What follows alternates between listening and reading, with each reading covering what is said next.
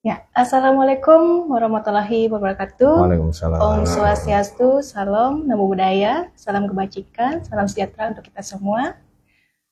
Di podcast kali ini kita kembali dari Aswa Dewata. Ya. Ya. Ini podcast yang sudah vakum lama dibangkitkan kembali gitu. Ya, di sini kita akan membahas terkait pembina expand preman jadi agen moderasi beragama. Nah, di sini tidak sendiri ya, pasti ada sebelah saya, ada rekan saya yang memahami dan mendapatkan penghargaan ya, pay award terkait dengan eksperimen jadi agen moderasi beragama. Nah, mungkin sedikit perkenalan dulu atas nama Muhammad Mulisin. Ya. Dari penyuluh agama Islam.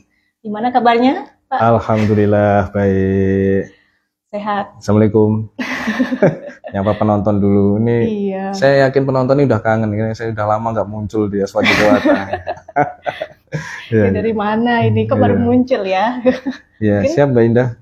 Ya, mungkin sebelum kita masuk nih, kita bahas diskusi terkait yang namanya programnya Mas yang udah lama sekali vakum, sekarang bangkit lagi. Nah, sekarang coba ceritakan mungkin aktivitas-aktivitas lama saat ini. Karena kan udah lama nih nggak muncul, pasti ditunggu sama langsung ya. Live ya. Assalamualaikum warahmatullahi wabarakatuh, sahabat-sahabat sekalian di Aswaja Dewata. Sudah lama kayaknya tidak muncul saya di Aswaja Dewata. Kalau Aswaja Dewata ini masih tayang, masih sering tayang. Tapi saya nggak diundang. Canda. Gimana itu? Ya, saya sangat ini sekali ya, mengapresiasi sekali sampai detik ini Aswaja Dewata masih terus mengudara, menyampaikan pesan-pesan toleransi, moderasi beragama. Dan malam hari ini juga saya senang sekali bersama Mbak Indah di sini. Bisa menyampaikan program kita yang kita jadikan untuk acuan di PAI Award 2025. Alhamdulillah kemarin kita juara 1 ya di provinsi, kemudian sekarang mau lanjut ke nasional, dimohon doanya. Dan malam hari ini kita mungkin akan sedikit mengupas ya tentang program kita Serasi itu. Serasi itu kepanjangannya Semangat Bina Ekspreman Jadi Agen Moderasi. Itu gitu asal mulanya ekspreman itu saya kira itu preman yang keluar dari aktivitas pada sebelumnya. Memang preman. Jadi sebenarnya kenapa ekspreman itu dulu awal mulanya ketika siap penyuluh itu kan punya majelis taklim dia.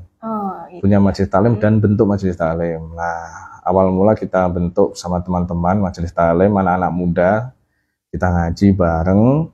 Nggak taunya ternyata ada salah satu itu dia kehidupannya agak negatif yang saya bilang suka premanisme di sana. Iya, itu dan saya pikir seperti itu jadinya. Memang gitu. Memang iya. Itu adalah jamaah-jamaah kita yang dulunya ekspremanis. Nah, dari satu orang itu dia kemudian curhat bahwa saya mau taubat, mau hijrah gitu kan, tapi tidak diterima di masyarakat itu, tidak terima di salah satu masjid. Dia lagi sholat karena badannya bertato, kemudian ada yang nyeletuk, wah ini orang nggak akan masuk surga gitu kan. Dia marah, lalu pergi gitu. Kemudian ketemu dengan kita di musola kita, ngobrol, udah kita ajak bareng. Kemudian kita ajak bareng, ada temanmu lagi nggak? Kalau ada kita bikin satu majelis khusus lah untuk teman-teman yang ekspreman. Nah, itulah asal mulanya ekspreman. Memang benar-benar ekspreman. Keluar dari preman. Iya, keluar dari preman. Yang dulunya preman sekarang jadi jamaah yang rutin. Ya, tobat dari kesalahan-kesalahan yang sebelumnya seperti itu ya. Gitu. Wah, menarik sebenarnya. Makanya saya berpikir, apa sih hubungannya dengan preman ini? Saya kira kan preman yang benar preman yang ada di sekitar lingkungan seperti itu. Iya. Ya akhirnya beberapa yang kemudian tertarik di lingkungan sekitar ikut. Maksudnya yang saya juga pengen berubah nih. Saya preman, saya pengen berubah. Saya pengen berbuat sesuatu yang baik untuk masyarakat. Nah, kemudian kita tanya mau nggak jadi agen moderasi. Nah, apa itu agen moderasi gitu kan? Nah, itu ya sekarang makanya kenapa jadi agen moderasi beragama. Nah, apa sih maksudnya? Apa hubungannya? Nah, apa hubungannya ya? Iya. Kok jadi agen moderasi gitu ya? Jadi sepanjang preman ini ikut ngaji, kita ajarkan bahwa perbuatan-perbuatan kalian yang dulu itu harus diubah. Di mata masyarakat, premanisme itu kan negatif ya. Sehingga untuk mengubah stigma itu harus memiliki peran di masyarakat. Nah, salah satunya adalah jadi agen moderasi itu. Agen moderasi, misalnya nih, ini preman yang dulunya suka bikin gara-gara gitu ya, bikin rusuh lah. Nah, kemudian sudah taubat, ikut ngaji. Nah, kamu tak jadikan di seksi keamanan misalnya, seksi keamanan di musola gitu misalnya. Nah, habis itu juga ketika ada kegiatan-kegiatan di Banjar, kamu harus ikut di sana. Nah, kamu harus ikut. Nah, ternyata sama Banjar diterima, dan ketika ada kegiatan-kegiatan yang non-muslim, dia dilibatkan. Menjaga keamanan juga. Nah, itulah yang dimaksud kita jadi agen moderasi, bahwa dia menjaga moderasi beragama. Menjaga moderasi beragama yang ada entah nggak hanya masjid aja ya, tapi umat yang lain. Betul. Dalam arti ekstreman ini keluar dari mungkin hal yang negatif ke positif ya, agar terarah lah ke jalan yang benar. Betul. Kalau di Hindu istilahnya kayak jalan dharma. Jalan dharma, betul. Jalan dharma. Ya. Nah, menurutnya Mas nih sekarang katanya kan dapat PAI Award. Itu ya benar ya, dalam kategori penguatan moderasi beragama. Nah, boleh nggak cerita-cerita gimana sih sampai akhirnya dapat prestasi atau penghargaan yang sangat luar biasa ini? Oke. PAI Award ini sebuah program yang dilaksanakan oleh Bimas Islam setiap tahun untuk memberikan penghargaan kepada para penyuluh agama yang memberikan dampak positif di masyarakat. Tahun ini ada pokoknya saya ingat penguatan moderasi beragama. Kita ikut yang penguatan moderasi beragama. Nah, programnya kita di Serasi itu kita ajukan untuk maju di PAI Award gitu kan. Nah, kita diminta untuk bikin karya tulis ilmiah, kemudian video kegiatan dan portofolio, dan juga profil dan lain sebagainya. Itu menjadi acuan penilaiannya. Nah, seperti itu. Itu jadi acuan. Terus apa sih program unggulan dari, katanya ada Serasi ya di dalam apa itu penghargaan kemarin Mas dapatkan? Gimana itu? Jadi Serasi itu selain kepanjangan dari Semangat Bina Ekstreman, jadi agen moderasi, itu juga memiliki 4 program unggulan. Pertama ada sinergitas, yang kedua ada edukasi, yang ketiga ada rehabilitasi, dan yang keempat ada aksi. Sama jamaah majelis taklim pada masyarakat Banjar, pada organisasi masyarakat, supaya mereka memiliki banyak wadah edukasi. Edukasi itu memberikan wawasan ya. Dalam hal ini ada wawasan keagamaan, juga wawasan moderasi beragama.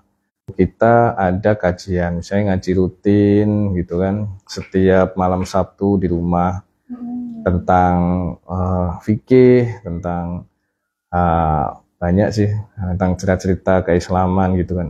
Dan juga yang lebih mengkhusus kepada kitab suci, itu keagamaan Islam ya. Keagamaan keislaman. Nah, kemudian ada edukasi sosial, itu maksudnya kita mencoba menjelaskan bahwa kita ini hidup di masyarakat majemuk, itu tidak bisa sendiri, sehingga perlu saling tolong menolong, dan kepekaan sosial itu harus ada. Dan terakhir moderasi, itu artinya karena kita hidup di tengah perbedaan ya, apalagi di Bali, sangat majemuk sekali. Hindunya banyak, Muslimnya juga banyak, gitu kan. Seimbang lah istilahnya kan, bukan berarti adanya minoritas maupun mayoritas, tapi ini sudah seimbang. Kita bilang seimbang lah di daerah kita, di Denpasar apalagi ya, itu kayaknya banyak sekali. Nah, itu supaya saling menjaga, dan tidak hanya menjaga, tapi memastikan bahwa teman-teman kita yang Hindu ini bisa melaksanakan ibadahnya dengan nyaman, dengan tenang, gitu kan. Termasuk dengan agama lain, nggak cuma Hindu aja, gitu kan. Salah satu contoh misalnya bagaimana hukum misalnya gitu kan, dan lain sebagainya. Moderasi. Yang ketiga ada rehabilitasi. Rehabilitasinya kita memberikan wadah pada teman-teman dia memiliki kesibukan gitu kan. Berarti seperti Untuk dulunya berubah. hal-hal negatif diajarkan ke positif dengan cara mengajarkan sebuah kegiatan Ya, yang kita kasih positif. kegiatan yang positif gitu kan dalam Contohnya, satu wadah. kayak apa? Dalam satu wadah artinya karena kalau satu wadah itu kan kita gampang mantaunya ya. Kita Iya. gampang mantau kalau misalnya dia agak nakal dikit kita ingatkan. Iya. Terus kalau misalnya dia ada masalah di keluarganya kita coba ikut membantu memberikan alternatif solusi gitu kan dan lain sebagainya. Itu sehingga dia tidak kembali lagi ke jalan yang dulu karena khawatirnya kalau mereka putus asa. Iya, benar. Nah, ketika kita mau mencoba menjadi yang baik itu kan nggak beraksi sama sekali Jadi, kan. nah itu nggak ada aktivitas apa yang menjadi pemacu dia untuk terarah ke positif kan, nggak teringat dia hal negatif mau ngapain seperti itu. Jadi biar dia ilmunya itu ilmu itu kalau misalnya kita kasih secara teori dia catat aja lupa. Iya, Tapi kalau dia implementasikan iya. pasti akan ingat itu kan sehingga kita arahkan supaya setiap kegiatan apapun baik itu di musola, di Banjar atau dimanapun harus ikut. Harus ikut, harus membantu, harus benar-benar mensukseskan. Berarti sukarelawan ya, tidak ada paksaan ya. Biasanya kan ada paksaan dengan terpaksa saya harus mengikuti kayak gini kan gitu. Awal-awal mungkin mereka ada beberapa yang terpaksa mungkin ya. Tapi selama ini sih aman-aman aja. Mereka senang malah, mereka senang karena memang keinginan mereka supaya memiliki sesuatu yang bermanfaat di masyarakat itu dapat gitu kan. Wow, menarik ya, dalam artian terarah dengan baik, tidak terpaku dengan hal-hal yang negatif. Saat ini kan sekarang booming masalah pencurian, apalagi sekarang mohon maaf pembunuhan yang sudah merajalela saat ini. Dalam artian ini sebenarnya hal-hal yang positif yang perlu dibangkitkan dan disosialisasikan sebenarnya kepada umat ya, seluruh umat, bukan hanya muslim saja, tapi sebenarnya semua umat pun harus merasakan dan mendengarkan hal-hal positif ini. Bukan hanya dasarnya kayak, mohon maaf, kayak di Hindu ada istilah dharma wacana saja, wacana aja ya, dakwah aja, tapi perlu adanya praktik-praktik lagi di dalamnya. Dalam satunya adalah salah satu di dalam unggulan program Selasi ya, yakni aksi. Ada aksinya. Untuk contohnya untuk dipraktekkan dan diimplementasikan. Kita juga biar melihat sejauh mana materi yang kita sampaikan, penyuluhan yang kita sampaikan tuh bisa diterima gitu loh. Kalau misalnya tidak mau beraksi, tidak di rumah aja ya, kita nggak tahu nih materinya nyampe apa enggak ini kan. Nah gitu itu ya, jadinya gimana nih cara menyikapi bahwa anak-anak kan dalam arti yang eksperimen ini mau mengikuti, kadang-kala kan nggak mau mengikuti. Itu caranya gimana? Kita pakai ini sih, kita absen satu-satu sih biasanya sih. Kita absen satu-satu nih. Siapa nih yang nggak datang nih misalnya? Nggak, jadi tetap kita mengajar, kita nggak maksa. Misalnya dia ada kesibukan ya nggak apa-apa, silakan kesibukan masing-masing. Kalau yang longgar wajib ikut di kegiatan supaya kita bisa melihat itu tadi ya. Dan kita juga memantau dari keluarganya, misalnya dari istrinya, kita tanya bagaimana bapaknya ini, apa sudah ada perubahan apa belum misalnya itu kan. Dari sana penilaiannya harus dapatkan. Iya, ternyata ada, alhamdulillah. Kalau nggak ada, di mana ya yang belum berubah misalnya. Karena untuk membuat sesuatu yang negatif itu kan nggak serta-merta ya. Iya, dalam arti tidak konsisten. Perlu adanya proses yang panjang yang bertahun-tahun lah istilahnya, perlu bisa. Di kita itu di muslim itu kan, kalau mohon maaf ya, kalau mabuk itu kan haram ya, mabuk ya. Ada beberapa teman-teman itu yang pernah dalam suatu kegiatan tuh masih dalam keadaan yang mabuk gitu. Nggak apa-apa, tapi dikurangi, kurangi dulu pelan-pelan, nanti baru habis itu harus dihilangkan gitu. Alhamdulillah sekarang sudah hilang semua sih. Sama seperti, mohon maaf, kayak rokok ya, dalam arti kan kecanduan rokok itu udah keterlaluan sekali. Iya. Ya, ada beberapa dari kita itu yang sebenarnya mengharamkan rokok tuh ada. Cuman kalau prinsip kita sih selama itu tidak mengganggu, tidak apa-apa sih. Ya, masih sah-sah saja, masih boleh kok. Merokok boleh. Yang nggak boleh tetap minum gitu. Minum janganlah. Kalau minum karena dia sudah benar-benar bikin pikiran hilang kan.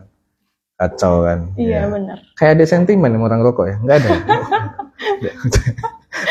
Bahaya. Kan bisa merusak kesehatan kan? Merusak kesehatan. Ya.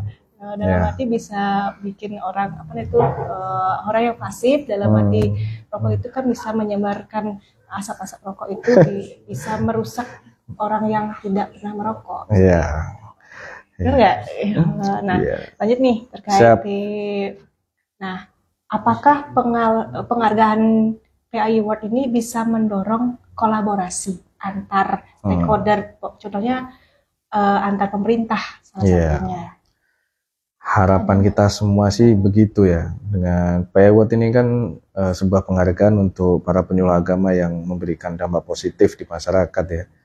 Nah, dan mestinya memang dengan adanya PI Award ini bisa mengajak semua stakeholder itu untuk berpartisipasi aktif gitu. Karena kita memang nggak bisa sendiri.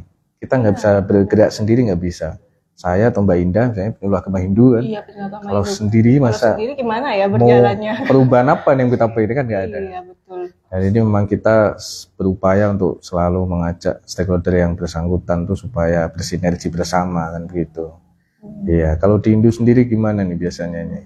Kalau tentunya kan perlu adanya sinergi antar pemerintah, mohon maaf kayak pemerintah Kota Denpasar. Tapi karena kita bernaung di Kota Denpasar, jadinya kita harus apa-apa pasti minta pertolongan kepada Pemkot kota lah tentang apa berkaitan dengan mohon maaf kayak pelayanan, pastinya gimana caranya menyediakan fasilitas atau sarpas agar kita bisa menggunakannya seperti itu.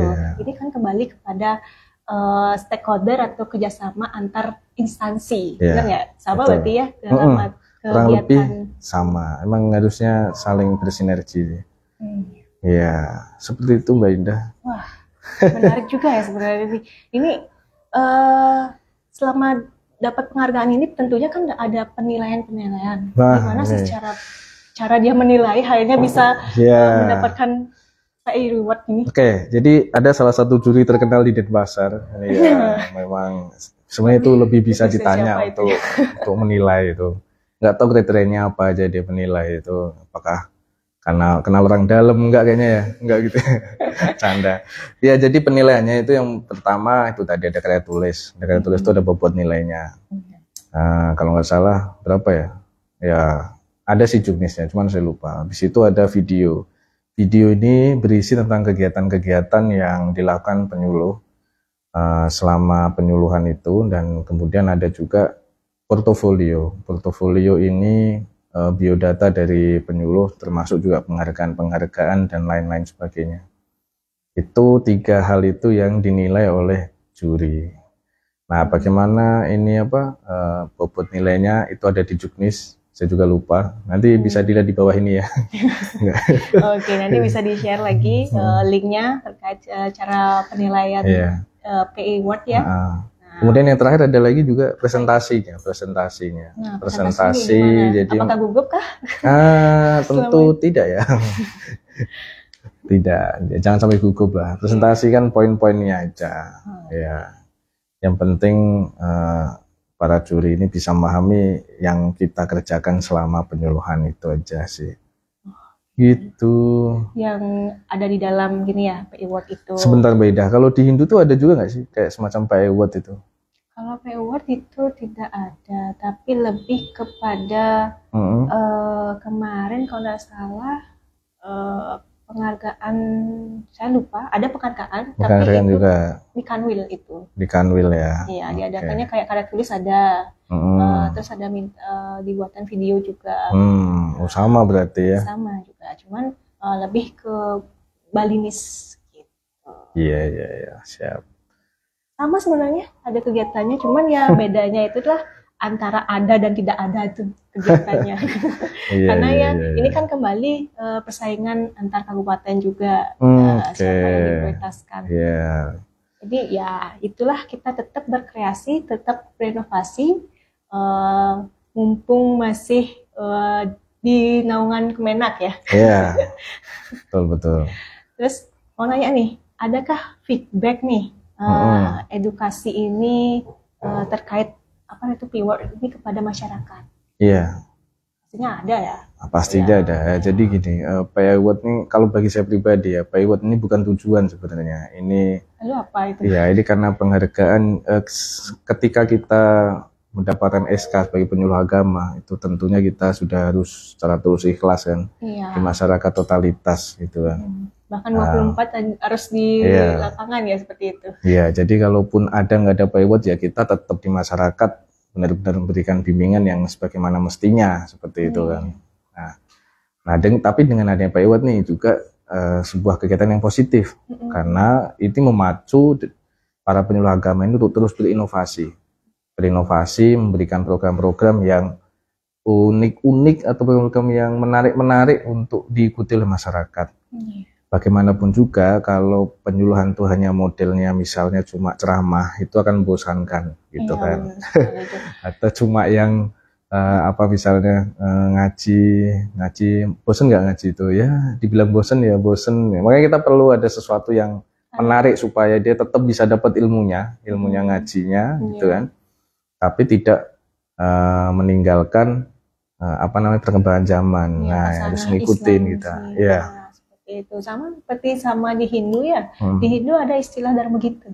Dharma Gita apa itu? Berarti kan Dharma Gita itu sama kayak pupuh atau tembang atau kidung lah istilahnya yang sering dilantunkan dalam prosesi persembahyangan. Tentunya hal ini mungkin kalau terus dilantunkan bosan sekali ya. Tapi itu yang praktik yang paling mudah dan paling disenangi oleh semua umat, salah satunya umat Hindu itu sendiri ya. Apalagi pas lagi proses sedang ada upacara besar, karya besar, pasti itu yang dilantunkan setiap hari. Nah, sehingga dengan yang disenangi itu kita terus melalui itu ya, melalui dengan cara seperti itu supaya ilmunya masuk gitu kan. Iya benar. Ya sama. Di PI Award pun juga inovasi-inovasi dari teman-teman ini sebenarnya luar biasa semuanya ya. Ada macam-macam gitu kan. Termasuk dulu yang Gustama itu ada namanya Santi kan, share konten toleransi kan. Nah itu kan waktu di eranya itu memang masih jarang tentang konten-konten toleransi di sosial media. Apalagi waktu itu sosial media lagi banyak konten-konten tentang radikalisme, propaganda dan lain sebagainya. Dengan adanya Santi itu, share konten toleransinya Gustama itu memberikan warna di sosial media supaya berimbang gitu ya, supaya berimbang, masyarakat tuh dapat info yang berimbang. Nah itu salah satunya. Nah di saya pun juga yang program serasi ini juga bahwa semua orang, tidak cuman orang yang suka ngaji, bahkan orang yang di jalanan, orang preman pun juga itu punya hak untuk mendapatkan ilmu gitu loh, ilmu agama, berhak untuk memiliki sesuatu yang bermanfaat di masyarakat itu loh, itu yang mau kita bangun. Ya berarti semua masyarakat baik itu mohon maaf kaya miskin harus mendapatkan yang namanya pengetahuan ya. Harus iya semuanya. Tidak boleh adanya ini sih kaya harus mendapatkan kayak gitu istilahnya. Istilah itu harus dihilangkan. Harus dihilangkan ya. Istilah tidak ada gender ya istilahnya. Adanya diskriminasi, tidak ada kesetaraan gender. Itu harus dihilangkan. Dalam kita harus berbaur dimanapun berada, kita harus belajar. Saya pun di sini di suasana Muslim ini saya juga belajar. Ya. Iya, bagaimana sih kehidupan Muslim ini mewarnai kehidupan toleransi beragama. Maksudnya sekarang kan adanya antara Hindu dan Islam. Terus ada juga sejarah-sejarahnya yang sudah booming juga. Ada yang Hindu ke Muslim, Muslim ke Hindu seperti itu kan banyak perjalanannya itu. Betul. Ini juga kalau kita berikan edukasi itu selalu saya bilang kepada teman-teman harus gelas kosong itu, tidak boleh diisi dulu. Iya. Ya sebelum ikut materi gitu kan. Kalau ada harus gelas kosong, apapun yang kita berada kita harus gelas kosong, harus belajar. Harus dimanapun. Jangan merasa sudah punya ini, jangan merasa itu, pokoknya semuanya sama. Iya. Itu. Dimanapun harus belajar, kapanpun itu, walau dia posisinya lagi di bawah maupun di atas tetap belajar. Betul. Iya. Nah selain itu ada nggak perubahan karakter nih. Nah, Sering menarik. kan kejadiannya seperti ini, baru dapat penghargaan, akhirnya Oh pasti perebut karakter ini ya. Tak kirain jamaahnya. Oke. Atau kalau jamaahnya gimana Ya. karakternya? Pasti Dari ada. jamaah dulu ya, dari jamaah dulu. Iya. Ini cerita nyata dari jamaah saya yang diceritakan oleh keluarganya, istrinya. Perubahan karakter, karena dulu yang dia eksperimen, sering ikut jamaah ini, kaget dia. Sekarang tiba-tiba malam tuh ngaji katanya. Biasanya nongkrong katanya. Itu. Nah, itu kan salah satu hal yang sangat positif gitu ya untuk jamaah ya. Nah, kalau di saya sendiri mau dapat apapun nggak ngaruh bagi saya. Saya tetap gini-gini aja. Ya sesuai dengan sampaian tadi bahwa PW itu bukan tujuan. Ya, tapi itu sebuah bagi saya bonus lah. Dapat alhamdulillah, nggak dapat kebangetan. Nggak dapat nggak masalah itu. Berarti syukuri ya. Ya syukuri aja ya. Pada intinya adalah karakter itu berubah seiring menyadari diri sendiri. Betul. Betul. Ini kembali ke hati nuraninya masing-masing seseorang itu. Karena kan untuk mengetuk hati seseorang itu tidak mudah. Gimana sih caranya? Iya. Kan sulit. Apalagi sudah dipaksa A, B, C dan segala macam, itu tidak bisa dipaksakan. Betul Kembali sekali. kepada dirinya sendiri, hanya bisa belajar melalui kesadaran sendiri. Benar ya? Siap. Mantep memang penyuluh agama Hindu nih luar biasa memang. Karena dari pengalaman yang sering kita temui sebenarnya ya, namanya penyuluh kita harus menjadi sesuluh. Benar ya? Iya. Dimanapun kita berada harus jadi sesuluh. Entah itu dari masyarakat masyarakat yang perkotaan saat ini, maupun masyarakat yang di desa. Iya. Terus kan udah dapat penghargaan. Yang tadi pertanyaannya, pasti ada perubahan karakter. Gimana nih? Apakah biasa saja? Ada biasa saja. Ada kebangkitan lagi untuk meraih reward yang lain kayak gitu. Jadi ini kan kemarin baru PW tingkat provinsi ya. Provinsi itu kalau dibilang bangga itu terlalu dini karena justru bebannya lebih berat. Lebih berat, terus ke nasional itu kan membawa nama Bali. Kalau kemarin kita membawa nama kota gitu kan. Sekarang membawa nama Bali itu lebih berat lagi. Nah, jadi kalau dibilang bangga ya terlalu dini, belum bisa bangga juga. Nah, nanti kalau juara nasional apakah bangga? Ya bangga. Tapi bangga tidak sampai harus mengubah karakter kan. Kan karakter itu sebenarnya kan bawaan kita untuk disampaikan juga di masyarakat itu kan. Kalau melihat sebelumnya begini kok setelah dapat ini jadi begitu, itu kan nanti jamaahnya jadi nggak percaya dong. Oh berarti selama ini mengumpulkan kita semua, mengubah kita semua tuh nggak tulus dong jadinya kan begitu. Nah itu tidak boleh berubah, memang harus tetap sama di biasanya. Jadi mau ikut PW atau enggak tetap harus sama, mau dapat atau enggak tetap harus sama, jangan sampai berubah, nggak boleh. Berarti harus bukan lebih semangat mungkin lebih semangat nggak boleh rendah diri aja, tapi lebih dalam arti biasa saja. Dalam arti tetap kita lakukan pada umumnya, melakukan sosialisasi, melakukan pembelajaran kepada masyarakat. Jadi tidak boleh berambisi mencapai keegoisan atau kesombongan itu. Nggak boleh sombong lah sini, benar nggak boleh sombong. Lebih semangat lebih harus berpikir lagi untuk inovasi selanjutnya juga karena di Islam kan kalau hari ini lebih baik dari kemarin, nah itu memang harus hari ini harus lebih hari ini lebih baik dari kemarin hari ini harus lebih baik dari kemarin kan gitu, nggak boleh sama. Kalau sama itu rugi gitu kan, kalau lebih buruk dari kemarin nah itu akan mendapatkan azab gitu.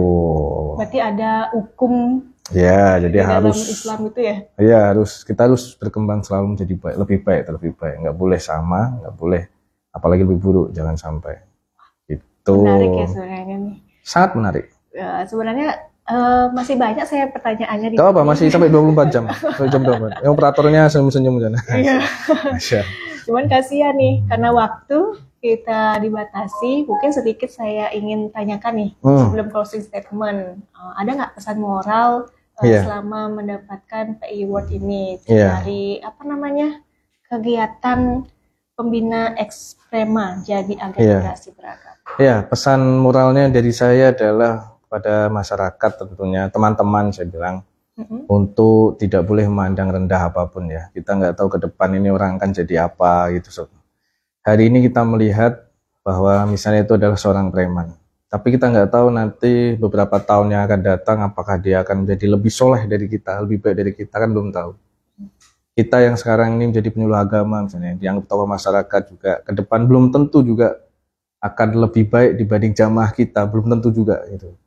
Nah sehingga kita intinya jangan terlalu melihat orang itu dari sisi yang negatifnya aja gitu. Tapi kita sama-sama belajar. Kita selalu belajar dimanapun berada, itu tadi yang sampaikan kan? Iya, luar biasa sekali.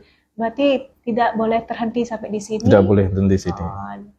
Terus belajar, bangkit kembali, walau pernah gagal, bangkit lagi, belajar lagi, akhirnya menemukan yang diinginkan seperti itu ya. Wah, menarik sebenarnya nih. Siap. Cuman karena waktu kita akan close ya. Oke, siap. Sangat sayang sekali, padahal masih banyak yang tak sampaikan. Boleh mau ditanya? Masih ada 200 lembar lagi nih, masih belum tak baca ini. Boleh kalau mau lanjut lagi. Lanjut sendiri. Cuman ya kembali, ini cut over nanti di rekamannya. Nah, karena keterbatasan waktu, mungkin kita akan lanjut di part selanjutnya. Ada part selanjutnya ya? Iya, oke, siap. Pasti ada part selanjutnya mungkin, tapi temanya berbeda. Iya. Berarti operatornya nunggu pulang dari Jakarta dulu baru kita lanjut. Luar biasa. Oke, nah sahabat Aswaja Dewata ya, mungkin sampai di sini kita bisa sampaikan. Nah, sebelum closing, saya ini dulu ya teman-teman Aswaja Dewata. Perkenalkan ini Mbak Indah. Indah ini seorang penyuluh agama Hindu. Insya Allah hari ini training ya. Setelah ini akan jadi host tetapnya Aswaja ya kalau nggak salah. Nah, kontraknya begitu kalau operator sekarang. Kontraknya begitu kalau nggak salah. Ya supaya teman-teman tidak kaget nih siapa. Biasanya bila hijab kan, biasanya di tumpen ada yang enggak gitu. Apa udah keluar dari mualaf gitu. Nah, lanjut. Di sini sampai di sini kita bisa diskusi ya, ngobrol-ngobrol cantik sama Aswa Dewata. Ya, kita akan lanjut di pas selanjutnya. Sebelum itu, mohon maaf jika ada hal yang salah maupun kurang. Saya Inasari dan Muhammad Muhlisin. Saya akhiri dengan Parama Santi, Om Santi Santi. Assalamualaikum warahmatullahi wabarakatuh. Salam sejahtera untuk kita semua.